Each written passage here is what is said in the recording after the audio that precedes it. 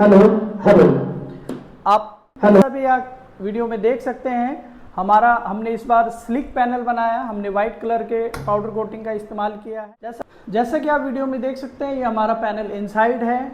इस तरीके से हम इसमें फिनिशिंग करते हैं। कोई भी आपको इसमें लूज वायर नहीं मिलेगी।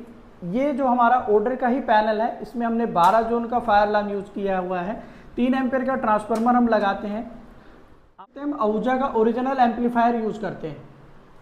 हम कोई भी लोकल डी टाइप का एम्पलीफायर को यूज़ नहीं करते हैं। हमने बैटरी स्पेस के लिए अलग से रखा हुआ है। एज पर कस्टमर हम इसको कस्टमाइज कर सकते हैं। 16 जोन तक का fire alarm panel with 250 watt amplifier हमारा इसी हाउसिंग में आ जाएगा।